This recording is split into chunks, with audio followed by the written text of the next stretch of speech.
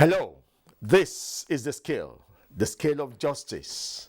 That program on the network service of the Nigerian Television Authority that x-rays happenings in the justice sector of our polity and our laws generally. I am Femi Okewo with the pleasure of welcoming you to the program.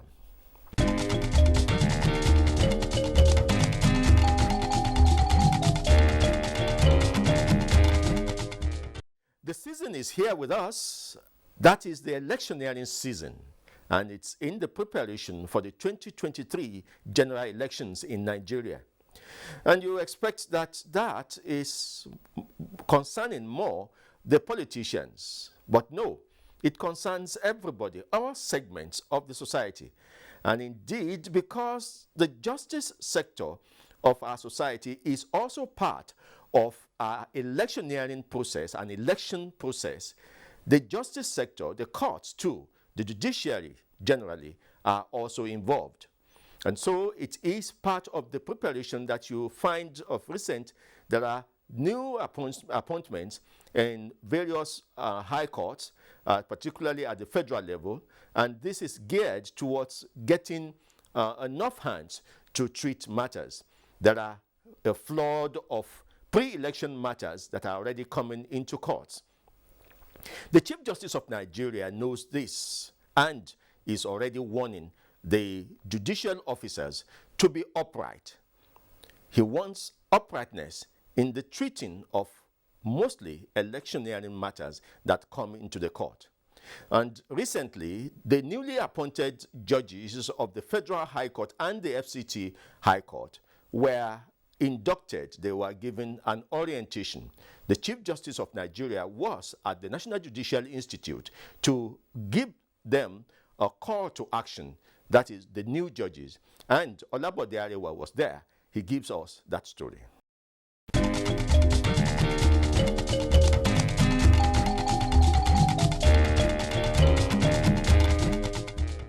Gathered in this hall at the National Judicial Institute are new judges to man federal and state high courts, customary courts, industrial courts, as well as grand caddies who are to man the Sharia courts. Their mission is to learn at the feet of experienced judicial officers on the do's and don'ts of their office as those who will tip the scale of justice when litigants approach their courts. As ministers in the temple of justice, the need for you to imbibe judicial values cannot be overemphasized. Your job as judicial officer is quite tasking and demanding. It involves long working hours. As such, it behoves on you to strike a balance in handling your day-to-day activities on the bench and other affairs that will compete for your time and attention. However, the duties of judicial officer as prescribed by law should always take precedence over all other duties and responsibilities. Furthermore, your status as judicial officers demand that you must be courageous, fearless, candid, uncompromising, firm in upholding the rules of law as you strive to attain judicial excellence at all times. And it goes without saying that the exercise of judicial discretion should be done judicially and judiciously. I would encourage you to imbibe proper record keeping, case management in your course. This is in addition to quiet supervision of your support staff. The Chief Justice of Nigeria did not mince words on what the nation expects from them.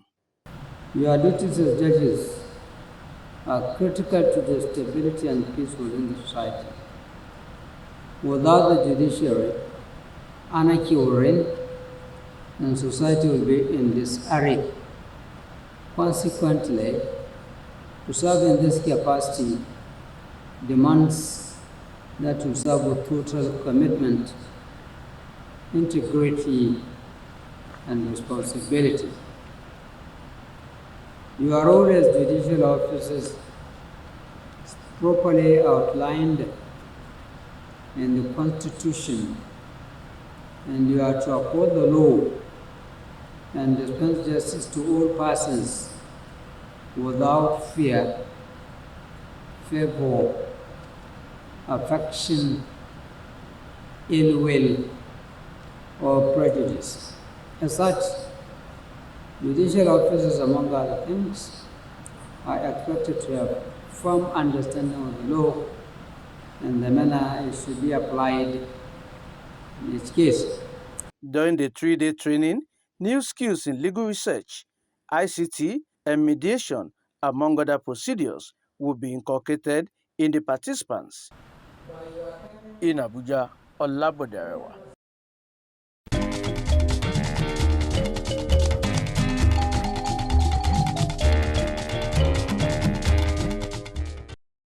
From the High Court, let us move to the Supreme Court. While we are loading the various High Courts with good hands to adjudicate over election matters, the Supreme Court is winning in terms of numbers. Only recently, we had the retirement of Justice Mary Peter Odili, and another Justice of the Supreme Court has bowed out. He is Justice Ejembi Eko, a Justice of the Supreme Court. He too had to complete his tenure at the mandatory age of 70, which is for Justices of the Supreme Court. And a valedictory court session was held for him at the Supreme Court. Let's hear how that event went.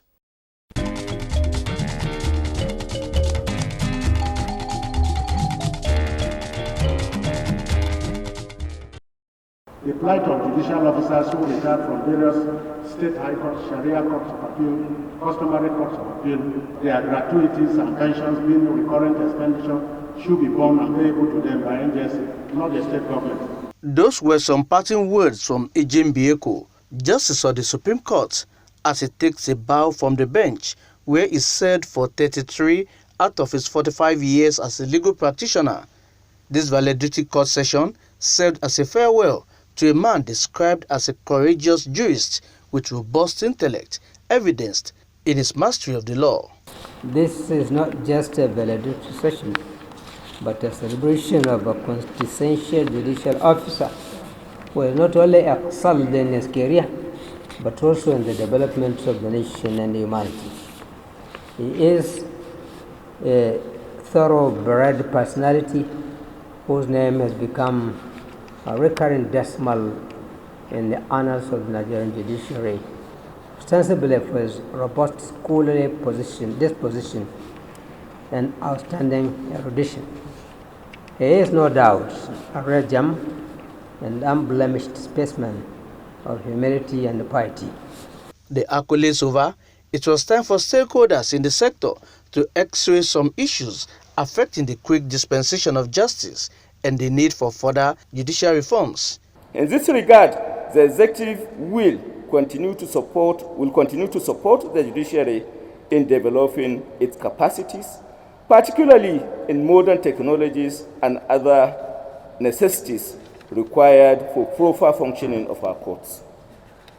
With our recent experience of the pandemic, it is the expectations of the federal government that the judiciary will continue to invest in technologies that are necessary to automate vital aspects of court operations and implement a digital justice delivery system.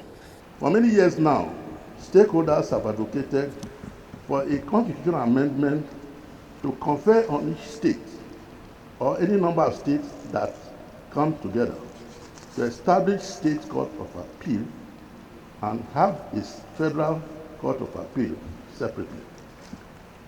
By this, the jurisdiction of the state courts of appeal will cover all appeals from decisions of state courts where the issues involved is one of fact or one of mixed law and fact.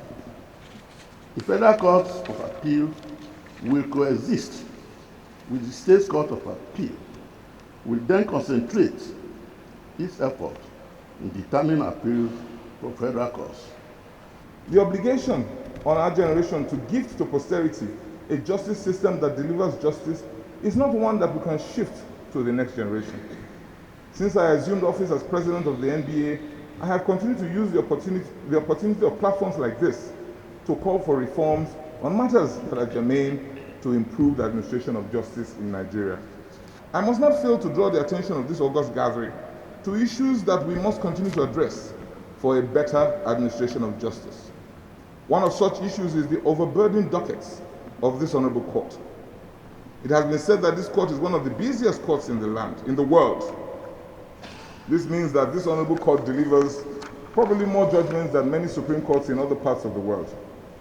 We must therefore commend your lordships for standing up to the task despite the challenges.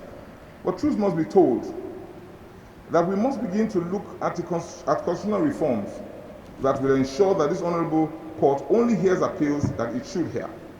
The welfare of judicial officers, in my few 40 years in practice, is too poor. It's too poor, and something needs to be done about it, particularly now that the 2023 election year is coming.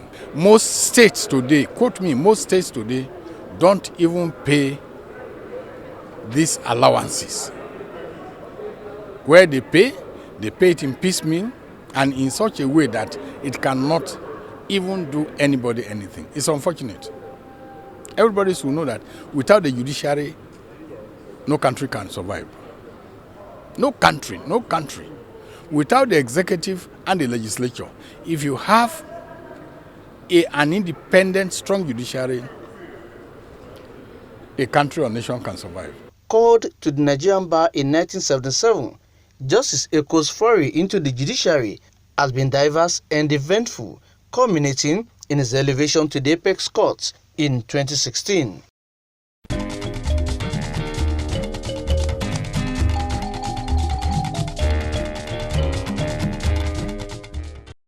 So if we're talking about more hands to treat election matters and litigations generally, and then you wonder how the Supreme Court is going to cope with the reduction in the number of justices in the Supreme Court. Now they have just about 15 justices of the Supreme Court to preside over all the matters that would be coming before them. Let's hope that something is done quickly about recruiting more hands for the Supreme Court. But then, because we're talking about the Supreme Court and the valedictory court sessions that have been held in the last few weeks, let us conclude our interview with Justice Mary Peter Odili.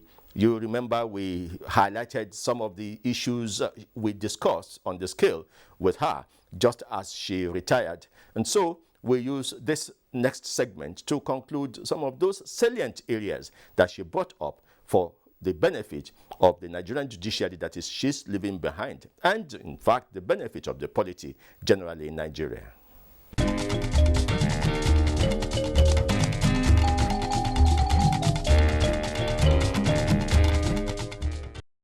Much as the National Judicial Council or the judicial system tries to enforce these standards, do we still see this in the commitment, individual commitment of judicial officers? The commitment is there. The hard work is there. There are a few bad eggs. In any human community, it's expected. But it's heartbreaking when the whole system is put... everybody says, oh, all of them. It's not true. The standards are still there. Yes. And you make it look as if there is like an incursion into the judicial system, more from outside than from inside. Yes. Why? Why do you feel so convinced? Because people think they want to get their way by all means, irrespective of the consequences, irrespective of the damage to the institution itself. That is the crux of the matter. If there are bad eggs in the system, there are ways of getting at them. While I was magistrate in Port Harcourt, some magistrates were eased off. Some were charged because there were evidence of, yes, infractions and all. And the chief judge in Rivers State took a lot of trouble to ensure that whoever he asked the way out was really culpable. Not this lumping everyone together. And the hard-working, committed persons in the judiciary they feel demoralized. My Lord, permit me as we begin to wind up to say that people will be surprised to see you retire because they know that the standard of retirement in the judiciary is 70, and therefore they will be surprised to see that you are 70. but you also have given us an idea of what you will be doing. You said you will be going back to where you started from. But then Nigerians would want to know what you think, what you would be doing. You certainly will not be sleeping at home. I have a husband to look after.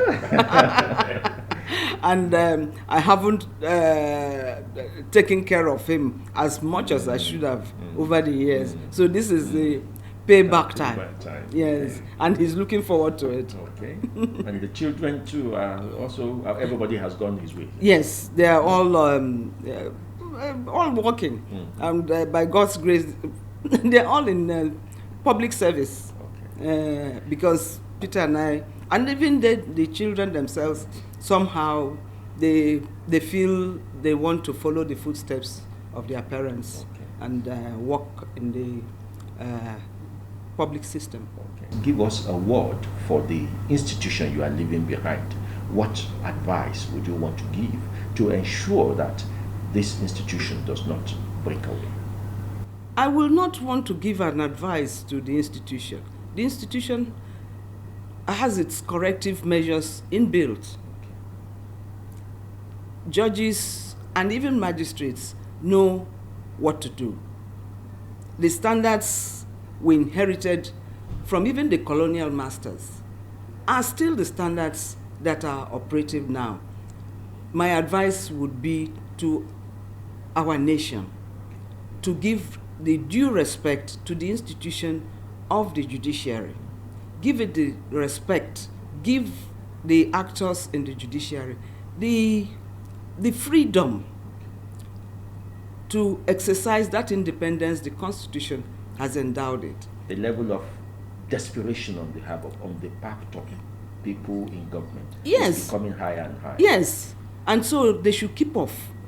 If they have suits, appeals, or whatever, they should get sound lawyers to prosecute or defend their cases, and not go maligning people and intimidating judges and going to the extent of raiding their homes so as to make the judicial officers have fear and feel unsafe and all that. So you do the work as it should be done. If you are wrong, the institution has a way of getting at such people. When your house was raided, did it demoralize you? What did it do to your psyche as a judicial officer? The next day you still were in court. Because I have taken an oath of office without fear or favor. And I've been there long enough to know that God will not take, because they raided my house the day before, I couldn't go to work. Is that what the oath of office I had taken is? And why I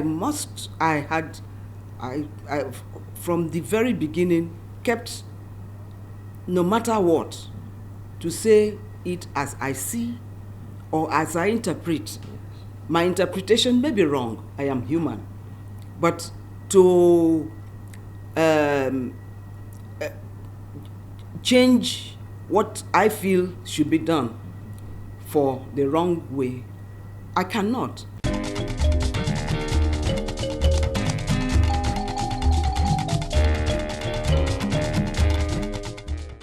Now, in our concluding segment, we go to human rights matters. The Vulnerable Group Department of the National Human Rights Commission did an assessment visit of the rehabilitation center in Kuchiko and the Buhari of the FCT, and it was to assess whether that rehabilitation center was living up to its name. That center is meant to cater for those who need help from the society neither those who are disabled in one way or the other, who have disability challenges, or those who have some drug problems. Generally, it's supposed to be a center to give them a future. And is that center living up to that billing?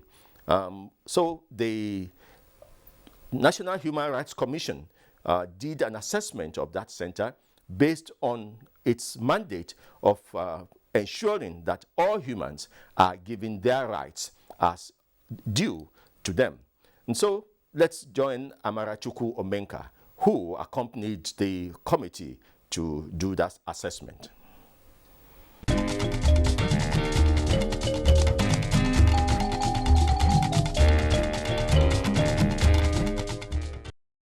In most countries of the world, persons living in rehabilitation centers are faced with challenges including shelter. To ensure that the rights of such persons are not abused, the National Human Rights Commission is on a fact-finding visit to Kuchiko Rehabilitation Center to ascertain the level of human rights compliance. Vulnerable groups are segmented, various helpless personalities in the society. Now, it is part of that assignment that we have decided to come and see what process of rehabilitation government has for those who need rehabilitation. And of course, if we are doing that in the FCT, this place is certainly a place to come and look at the facilities, to look at the category of people that are here, to see whether their human rights are being protected. But it is not about the inmates alone, it's also about the staff. The National Human Rights Commission is to take care of all parts of society, like I have said, but so the staff too need to be protected.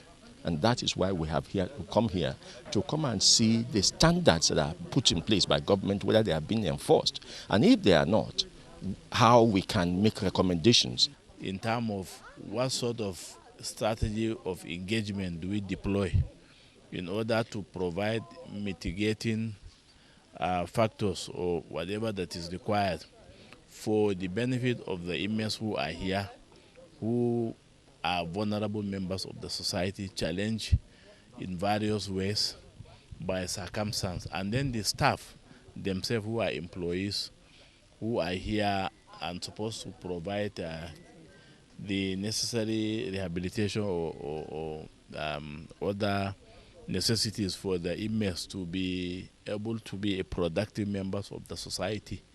That's one of the essence for which we are here. You know, in life you must have challenges, and my own challenges makes me going. I call them adversity anyway. But challenges are always there. Everywhere in this country there are challenges. The basic challenges, I will tell you, basically it's not really manpower but funding.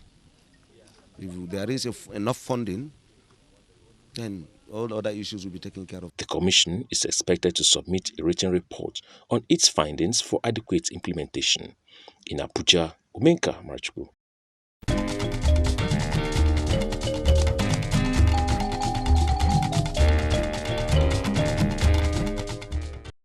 Yeah, those are the bits and pieces we have for you on the scale today, but many other issues are still cropping up. And like I always say, you can trust that the scale will not miss out on any of the issues that are paramount to our development as a nation. We'll see you again in the coming days.